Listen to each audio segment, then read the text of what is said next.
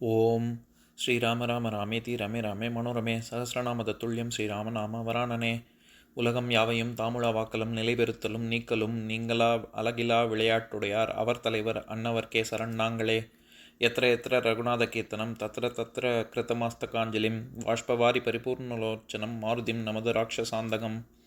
அஞ்சிலே ஒன்று பெற்றான் அஞ்சிலே ஒன்றை தாவி அஞ்சிலே ஒன்று ஆறாக ஆரியர்க்காக ஏகி அஞ்சிலே ஒன்று பெற்ற அணங்கை கண்டு அயலாரூரில் அஞ்சிலே ஒன்றை வைத்தான் அவன் எம்மை அழித்துக் காப்பான்.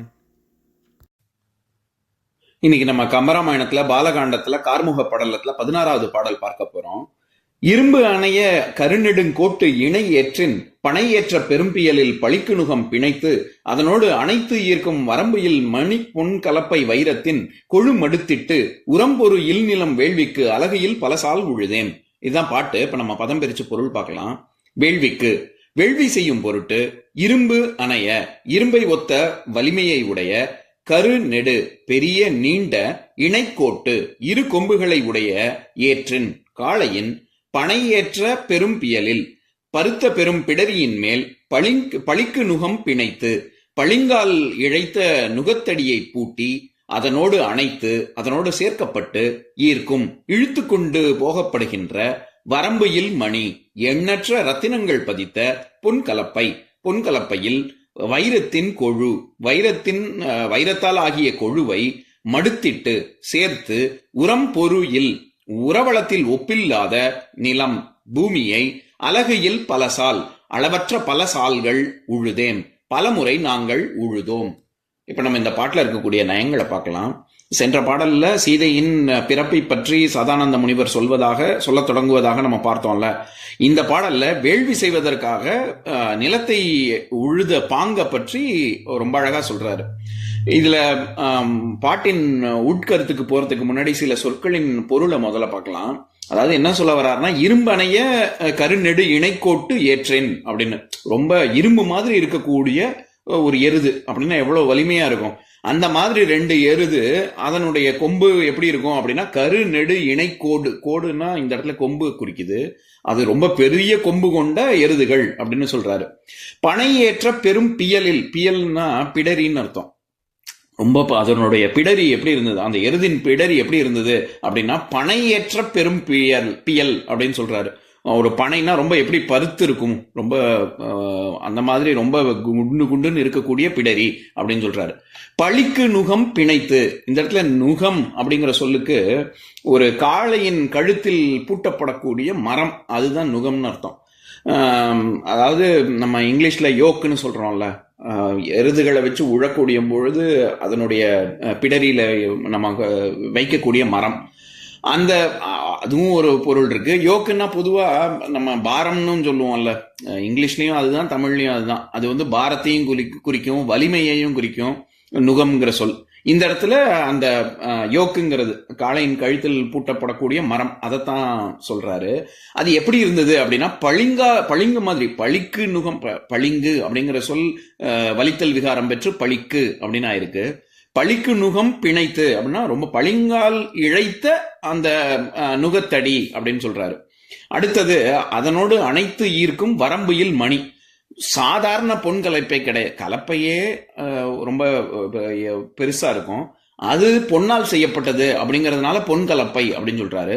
அப்ப வெறும் பொன்னால் செய்யப்பட்டதா அப்படின்னா அது மட்டும் இல்ல, அதுல வரம்புயில் மணி ரொம்ப எண்ணிலடங்காத பல ரத்தினங்கள் அதில் பதிக்கப்பட்டிருந்தது அப்படின்னு சொல்றாரு. அப்படின்னா எப்பேற்பட்ட ஒரு கலப்பையா இருக்கும். அதோடு வைரத்தின் கொழு அப்படின்னு சொல்றாரு. இந்த இடத்துல கொழு, அதே மாதிரி கொழுங்கிற சொல்லுக்கு பல பொருள் இருக்கு. நம்ம பொதுவா கொழுப்புன்னு அர்த்தம். இன்னும் நம்ம கொழுன்னு இருக்கான்னு சொல்றோம்ல, அதுவே கொழுப்பு ஜாஸ்தி இருந்தா தானே கொழுன்னு இருக்க முடியும். அப்படியும் ஒரு அர்த்தம் இருக்கு. அதை தவிர ஒரு பார், ஒரு மெட்டல் பார்னு சொல்றோம்ல, அந்த அர்த்தமும் இருக்கு. இதை தவிர நம்ம அதாவது இப்ப கொழுக்கட்டை, நம்ம கொழுக்கட்டைன்னு சொல்றோம்ல, சாப்பிட்ற அந்த பூரணம் வச்சு நம்ம சாப்பிடக்கூடிய பண்டம், அதுக்கே ஏன் கொழுக்கட்டைன்னு பேருன்னா, நம்ம கட்டைங்கிற சொல்லே நம்மளுடைய தாடையை குறிக்கும். அதனாலதான் மூஞ்சிய பாரு மொகரக்கட்டை அப்படின்னு சொல்றோம்ல, அதுல மொகரக்கட்டைன்னு ஒரு பேச்சு வழக்குல சொன்னாலும் சரி, முகவாய்க்கட்டைன்னு சொன்னாலும் சரி, மோவாய்க்கட்டைன்னு சொன்னாலும் சரி, மோக்கட்டைன்னு சொன்னாலும் சரி, இது எல்லாமே முகக்கட்டையை தான் குறிக்குது. அதாவது சின், நம்ம இங்கிலீஷ்ல சொல்லணும்னா சின், இது எல்லாமே சின்னுங்கிற வார்த்தையை குறிக்கிறது தான். நம்ம ஏன் அதை குழக்கட்டைன்னு சொல்றோம்னா, அந்த கட்டை, அதாவது கட்டைங்கிற சொல்லே இது எல்லாத்தையுமே தான் குறிக்கும். அது எப்படி ஒருத்தர் சாப்பிட்டா எப்படி உப்புன்னு இருக்குமோ, அந்த மாதிரி பூரணத்தை நல்லா அதுல வச்சா அதை பாக்குற அந்த பண்டத்தை பாக்குறதுக்கே நம்ம முகவாய்க்கட்டை மாதிரி இருக்கு, அது நல்லா கொழு கொழுன்னு இருக்கிறதுனால அந்த பண்டத்துக்கு பேரே கொழுக்கட்டைன்னு பேரு.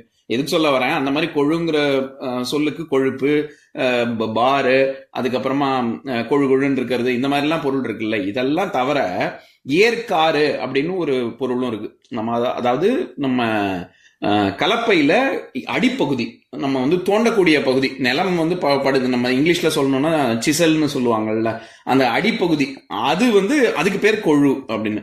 அந்த கொழு எப்படி இருக்கு அப்படின்னா, இது ரொம்ப வைரம் அதுல நிறைய இருக்கு, வைரத்தால் செய்த கொழு அப்படின்னு சொல்றாரு. பொதுவாகவே நம்ம ஆழ்கடல் குழாய்கள் தோன்றாங்கல்ல, அந்த மாதிரி தோண்டக்கூடியதுல இருக்கு. அது எதை வச்சு தோன்றாங்க, அதனுடைய அடிப்பகுதி நுனியை பார்த்தா வைரமா தான் இருக்கும். ஏன்னா இருக்கிறதுலே வேர்ல்ட்ஸ் ஹார்டஸ்ட் சப்ஸ்டன்ஸ் வைரம் தான். அதனால அந்த மாதிரி தோன்றது, டனல் பண்ற இது மைனிங் பண்ற இடத்துல எல்லாம் நல்லா ஆழமா தோன்றாங்கல்ல, பாறையெல்லாம் இருக்கும், அதெல்லாம் உடைச்சுக்கிட்டு உள்ள போகணும்ல, அந்த மாதிரி பண்ற இடத்துல வைரத்தை வச்சுதான் தோண்டுவாங்க. இவர் என்ன சொல்றாரு, நிலத்திலேயே அவங்க வந்து உழக்கூடிய கலப்பையிலேயே அந்த இடத்துல வந்து வைரத்தால செய்யப்பட்ட கொழு இருக்கு அப்படின்னு சொல்றாரு. இப்போ அப்ப கலப்பையில என்னென்னலாம் சொல்லியிருக்காருன்னு பாருங்க. முதல்ல பொன் கலப்பை, அந்த பொண்ணுல வந்து ரத்தினங்கள்லாம் பதிச்சிருக்காங்க. அந்த இதுல கலப்பையின் அடிப்பகுதியான கொழுல வைரத்தால செஞ்சிருக்கு. இப்பேற்பட்ட ஒரு விசித்திரமா நம்ம கற்பனை பண்ணா கூட இதுல தங்கம், அதுல தங்கம், அப்படி சாகப்பாடுற தட்டுல தங்கம், அப்படிதானே நம்ம யோசிக்கிறோம். இவர் கம்பரினுடைய ஒரு கற்பனைக்கு ஒரு அளவே கிடையாது. இதை கற்பனைன்னு சொல்லிட முடியாது. அந்த காலத்துல அவ்வளவு செழிப்பாக இருந்தாங்க அப்படின்னு ஜனக மன்னனின் ஒரு செல்வ செழிப்பை இப்படி சொல்றாரு, அப்படி கூட எடுத்துக்கலாம். நம்ம முழுக்க முழுக்க கற்பனைன்னு எடுத்துக்கணும்னு அவசியம் இல்லை. எது சொல்ல வரேன், இப்படிப்பட்ட கொழு அதுல மடுத்திட்டு, மடுத்தல் அப்படின்னா சேர்த்தல்னு ஒரு பொருள் இருக்கு. அதாவது நம்ம ஆணியை ஓங்கி அடிக்கிறோம்ல, நம்ம மரத்துல அடிக்கிறோம், செவுத்துல அடிக்கிறோம், ஏதோ ஒண்ணுல அடிக்கிறோம், அப்படி அடிக்கக்கூடிய சுத்தியல் இருக்குல்ல, அந்த சுத்தியலுக்கே மடுத்தல்னு ஒரு பேர் இருக்கு. ஏன்னா அதை கொண்டு போய் சேர்க்குது அப்படிங்கிறதுனால. மடுத்திட்டு உரம் பொருவு இல், எப்பேற்பட்ட நிலத்துல இவங்க உழவுறாங்க அப்படின்னா, உரம் பொரு இல், உரவளத்துல அந்த நிலத்துல அந்த பூமி வந்து அவ்வளவு ஒரு மருத நிலம் மாதிரி ரொம்ப செல்வச்செழிப்பு ஏற்கனவே ரொம்ப ஜாஸ்தி இருக்கக்கூடியது, உரம்லாம் ரொம்ப பிரமாதமா இருக்கக்கூடிய நிலத்துல உழுதாங்க அப்படின்னு சொல்றாரு. அலகு இல் பல சால் உழுதேம் அப்படின்னு. அதாவது அலகு அப்படின்னா அளவுன்னு ஒரு அர்த்தம் இருக்கு. நம்ம எப்பவும் கம்பராமாயணத்தின் முதல் பாடல்லையே நம்ம பார்த்திருக்கோம். உலகம் யாவையும் தாமுழுவாக்கலும் நிலைபெறுத்தலும் நீக்கலும் நீங்களா அழகில்லா விளையாட்டுடையார் அவர் தலைவர் அன்னவருக்கே சரண் நாங்களே அப்படின்ற அளவில்லாத விளையாட்டு. இது வந்து மீண்டும் மீண்டும் பிறப்பு இறப்பு அப்படிங்கிறது தொடர்ந்து கொண்டே இருக்கக்கூடியது. அந்த திருவிளையாடலுக்கு முடிவே கிடையாது, அளவே இல்லை, நம்ம எண்ணவே முடியாது அப்படின்னு சொல்ற இடத்துல அழகு அப்படின்னு வருது இல்ல. அதே மாதிரி தான் இங்கேயும் அழகியில் பல சால் உழுதேம் அப்படின்னா பல அளவற்ற பல சால்கள் உழுதார்கள். இந்த இடத்துல சால் அப்படின்னா அந்த கலப்பையை வைத்து நிலத்துல போடக்கூடிய அந்த கூறு, அந்த கூறுக்கு தான் சால்னு பேர். சால்னா நம்ம நிறைய தடவை பார்த்துருக்கோம், மிகுதியை குறிக்கும், புத்திசாலி தைரியசாலி அப்படின்னு வர்ற இடத்துல சால்ங்கிறது மிகுதிய நிறைவை குறிக்கும்.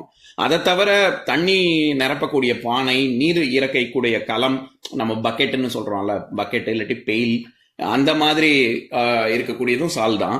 அதை தவிர உழவு சால் அப்படின்னா அந்த உழக்கூடிய, நம்ம இங்கிலீஷ்ல சொல்லணும்னா ஃபரோ, அந்த உழும்பொழுது நிலத்துல கீறக்கூடிய அந்த கீறல், அதுக்கு பேர் சால்.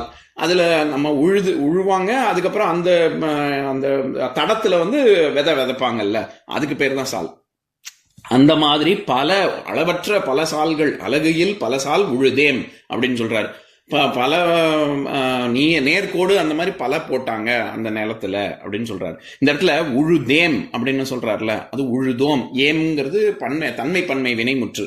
அப்படின்னா நான் மட்டும் உழல, இந்த நிறைய பேர், இந்த ஜனக மன்னரும் இத்தனை பணியாள்கள் இருக்காங்க வேள்வி செய்யணும் அப்படின்னா நீங்கெல்லாம் போய் உழுங்க அப்படின்னு அவர் சொல்லல. அவரும் இறங்கி செஞ்சாரு. அதனாலதான் உழுதேம்னு எல்லாரையும் சேர்த்து சொல்றாரு. அதுவும் ஒண்ணு இருக்கு. ஜனக மன்னன் வந்து வேள்வி செய்வதற்காக இதெல்லாம் செய்தார் அப்படின்னு சொல்றாரு. இப்ப இதுல ஒரு பாடல்ல எவ்வளவு கருத்து சொல்றாருன்னு பாருங்க. முதல் விஷயம், அந்த எருது எப்படி இருந்தது அப்படின்னா இரும்பு மாதிரி இருந்தது. அதனுடைய கொம்பு எப்படி இருந்தது அப்படின்னா கருத்து நீண்ட நெடிய கொம்புகள் இருந்தது, 2 கொம்பு இருந்தது. அந்த காளைகள் எதுல பூட்டப்பட்டு இருந்தது அப்படின்னா அதனுடைய பிடரி ரொம்ப ரொம்ப பருத்து இருந்தது. இத்தனை விஷயம் எருது பத்தி மட்டுமே சொல்றாரு. இதை தவிர கலப்பை எப்படி இருந்தது அப்படின்னா பளிங்கால் செய்யப்பட்ட நுகம், அது வேற சொல்றாரு. காளையின் முதுகுல இருக்கக்கூடியது அது பளிங்கால் செய்யப்பட்டது அப்படிங்கிறாரு. கலப்பை எல்லாம் எப்படி இருந்தது அப்படின்னா பொன்னால் செய்யப்பட்ட கலப்பை, அதனுள் நிறைய எண்ணற்ற ரத்தினங்கள் பதிக்கப்பட்டு இருந்தது. அந்த கொழு, இது கலப்பையின் கொழுல வைரமும் இருந்தது அப்படின்னு சொல்றாரு. இதெல்லாம் சொல்லிட்டு சரி அப்ப நிலம் எப்படி இருந்தது அப்படின்னா உரமே போட தேவையில்லை, அப்பேற்ப உரவளத்தில் தனிச்சிறப்பு வாய்ந்த ஒப்பற்ற நிலமாக திகழ்ந்தது. இது எல்லாம் நாங்க எப்படி உழுதோம் அப்படின்னா அலகையில் பல சால் உழுதோம். நாங்க வந்து அந்த சால்கள் பல எண்ணவே முடியாத அளவுக்கு பார்க்கிற இடம் பூரா விளைச்சல் நிலமாக இருந்தா எப்படி இருக்கும், அந்த மாதிரி வேள்வி சாலை நாங்கள் செய்தோம் அப்படின்னு சொல்றாரு. இப்ப இந்த பாட்டினுடைய உட்கருத்துக்கு வருவோம். இப்ப இங்க என்ன சொல்ல வர்றாரு சதானந்த முனிவர்? சீதையின் வரலாற்றை தானே சொல்ல தொடங்குறாரு. வேள்வியிலேருந்து ஆரம்பிக்கிறாருல, அதுவே ஒரு தனிச்சிறப்பு தான். இப்ப யாராவது நம்ம வீட்டு பசங்க பொண்ணுங்க அது அவங்கள பத்தி சொல்லணும் அப்படின்னா இவங்க என்ன படிச்சிருக்காங்க அப்படின்னு தான் நம்ம தொடங்குவோம். அதாவது என் பொண்ணை பத்தி, இப்ப வீட்டுக்கு மாப்பிள்ளையோ பொண்ணோ பார்க்க வராங்க, நம்ம வீட்டுல இருக்கிறவங்களை பத்தி பெருமையா சொல்லணும்னா இவர் எங்க உத்தியோகம் பார்க்கறாரு அப்படின்னு அப்பா அம்மாவை சொல்லுவாங்க. இல்லாட்டி இப்போ பொண்ணு பையனை வந்து இவங்க என்ன படிச்சிருக்காங்கன்னு நேரா அப்படிதான் ஆரம்பிப்பாங்க. சதானந்த முனிவர் என்ன ஆரம்பிக்கிறாரு? என் சீதை வந்து பேர் அழகி தெரியுமா, எப்பேற்பட்ட அப்படியே மன்மதன் கூட மயங்கக்கூடிய அளவுக்கு அழகு, இப்படிலாமா சொல்லி தொடங்குறாரு? இல்லையே, ஆரம்பிக்கிறதே வேள்விக்கு அப்படின்னு ஆரம்பிக்கிறாரு. அப்படின்னா என்ன அர்த்தம்? உயர்ந்த குலத்துல இருக்கிறவங்க அறிமுகப்படுத்தும் போது எப்படி சொல்லுவாங்க? தவம் இருந்து பிறந்த குழந்தைங்க இவங்க அப்படின்னு சொல்லுவாங்க. ஆரம்பிக்கும் போதே அங்கேருந்து தான் ஆரம்பிப்பாங்க. படிப்புலாம் 2ஆம் பட்சம். நீ பெரிய படிப்பு படிச்சிருக்கலாம், ஆனா குணம் இல்லைன்னா என்ன பண்றது? அதனால எதுக்கு சொல்ல வரேன், அந்த மாதிரி தான் சொல்லுவாங்க. ஏன்னா நாங்க அவ்வளவு தவம் இருந்து பிறந்த குழந்தைன்னா அப்ப தவ பயனாக இருந்த குழந்தை எப்படி குணம் இருக்கும், ரொம்ப ஓகோன்னு இருக்கும் அப்படிங்கிற ஒரு கருத்து இருக்குல்ல. அதனால அவர் வேள்வியிலேருந்து தொடங்குறாரு. அது ஒரு விஷயம். இன்னொன்னு நம்ம இனிவரும் பாடல்கள்ல பார்க்க போறோம். அப்படி வேள்விக்காக உழும்பொழுது பிள்ளை வேண்டி இவர் ஜனகன் அதுக்காக தானே வேள்வியை செய்யறாரு.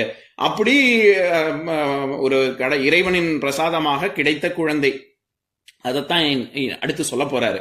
அப்படி உழும்பொழுது பிறந்தவள் அப்படின்னா இங்க நாங்க எல்லாருமே அலகையில் பல சால் உழுதேன். ஜனகர் மட்டும் உழல, எல்லோருமே அந்த ஊர்ல இருக்கிறவங்க எல்லாருமே உழுதார்கள் அப்படின்னு சொல்றாரு.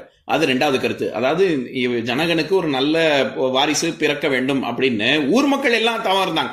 இவங்க மட்டும், ஜனகன் மட்டும் தவம் இருக்கல, எல்லோருமே சேர்ந்து அதற்காக பிரார்த்தனை செய்தார்கள். அப்படின்னா எப்பேற்பட்ட தவ வலிமை இருக்கும் அப்படின்னு இன்னொரு கருத்து சொல்றாரு. 3வதாக இப்ப சீதையை பத்தி தானே சொல்ல போறாரு. சீதைங்கிறவளுக்கே, அந்த சீதைங்கிறதுக்கே பெயர் காரணம் இங்க சொல்ல போறாரு. ஏன்னா நான் பலமுறை முன்னாடி சொல்லியிருக்கேன்னு நினைக்கிறேன். அதாவது காரண பெயர்கள் தான் எப்பவுமே அதாவது நிலைத்து இருக்கும். இப்ப உதாரணத்துக்கு சொல்லணும்னா நாற்காலி அப்படின்னு நம்ம சொல்றோம். 4 கால்கள் கொண்டது, அதனால நாற்காலி. அதை வந்து நமக்கு அது வந்து மாற்றமே இல்லை. அது என்னைக்குமே நிலைச்சிருக்கும், அது மாறவே மாறாது. எல்லா பெயர்களுமே காரண பெயர்களாக தான் இருக்கும். அதுக்கு நமக்கு தெரியாது, காரணம் தெரியாது, அதனால அப்படி இருக்கு. இப்ப இங்கிலீஷ்லயும் அப்படிதான். நம்ம வந்து உட்கார்றது சிட் அப்படி பண்றதுனாலதான் சீட்டுன்னு சொல்றோம். அதே மாதிரிதான் இப்போ இது என்ன சொல்றது, பிரெஞ்சுல வந்து ஷேர் அப்படின்னா அது இது சிம்மாசனத்தை குறிக்கும். அதனால அதுல இருந்து தான் சேருங்கிற வார்த்தைலாம் வந்திருக்கு. எதுக்கு சொல்ல வரேன், நம்ம இப்ப சாதாரணமா பெயர் பிறக்கிற குழந்தைக்கு பெயர் வைக்கும் பொழுது நம்ம வந்து இருக்கிறதுலயே யாரும் வைக்காத ரேரஸ்ட் பேரா வைக்கணும் அப்படின்னு சொல்லி சும்மாவது கூகுள்ல இப்பெல்லாம் ஏஐல கேட்டு நேம் ரெஜிஸ்டரியில பார்த்து இருக்கிறதுலயே ரேரஸ்ட் நேம் என்ன அப்படின்னு சொல்லி, இல்லாட்டி இன்னும் மோசமா அப்பாவோட பேர்ல கொஞ்சம் அம்மாவோட பேர்ல கொஞ்சம் எடுத்து அதுக்கு அர்த்தமே இருக்காது.